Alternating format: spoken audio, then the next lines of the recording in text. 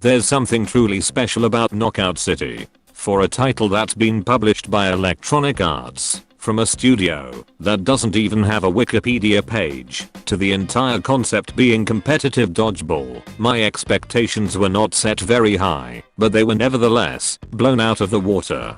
The name of the game is simple. You and a team of between 3 to 4 players play dodgeball on a variety of maps, which sounds simple enough. However, there's some seriously well-considered complexity to this system. In Knockout City, aiming is nearly entirely automated, meaning if you're looking at someone, you're probably going to hit them. However, once you start factoring different speeds you can throw a ball, and the ability to use a straight throw, a curved shot, and a high-angled lob, things start becoming more complicated. Not only this, but players also need to take into account that any ball you throw can also be caught, which will allow your opponent to return it immediately at a much faster speed.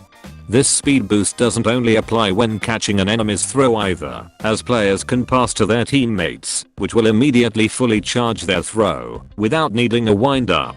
But it gets even fucking better, because if they are already holding a ball, when you go to pass, it will immediately return charged up and ready to go. Passing is about the most overpowered shit in this game, but keep that between you and me, because no one seems to have figured that out yet. But guess what, motherfucker, that's not even the best part. At any time, players can do the curl up like a bitch move and be passed and thrown like any other ball in the game.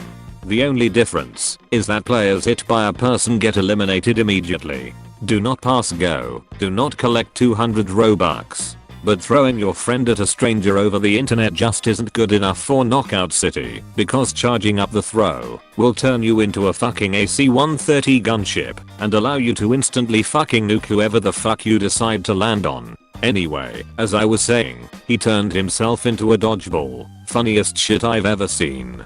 It's so difficult to put into words how fucking fun this game is to play, and I suspect that its biggest weakness, right next to its dogshit user interface, is going to be degenerate internet gamers like myself, not having the Shakespearean vocabulary to express how much the reward centers of my brain turn into crab rave with disco lights. This game just makes my tiny lizard brain feel good for the entire duration of my playtime, and when can you say that about any fucking game these days?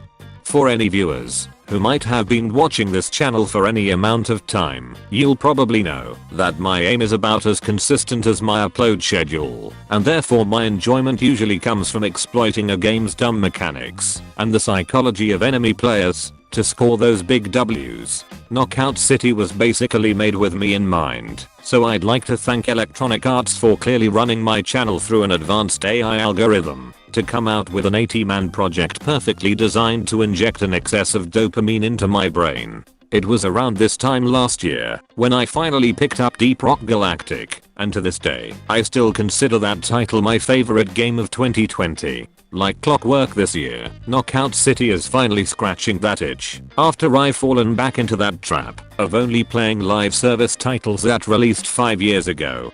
There's just something about a game that rewards tight-knit teamwork that just rubs me in all the right ways. Passing to another teammate before seeing them slam that shit into an unsuspecting enemy player, or just assuming your true role as a dedicated one-shot boomerang, just highlights how fucking strong teamwork is in such a game.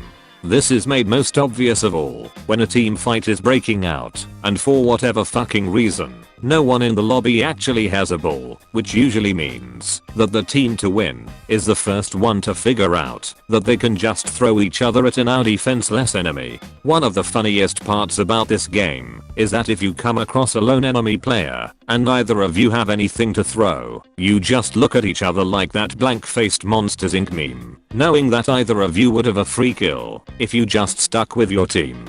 This isn't to say getting thrown can't go horribly fucking wrong. Exhibit A. You fucking cuck! Oh, I'm bad. Sack, save yourself. No! Oh no! No! Why does everyone throw me off the edge? Perhaps another really strange upside to this game is that despite being from Electronic Arts, the microtransactions seem to be really toned down when compared to their other titles. Players level up super fast, currency appears to be given out reasonably quickly, and I even had to log in to check whether you could buy in-game currency at all. There's certainly a chance that this gets changed later down the line, but the price point isn't at all a criticism I have with this game.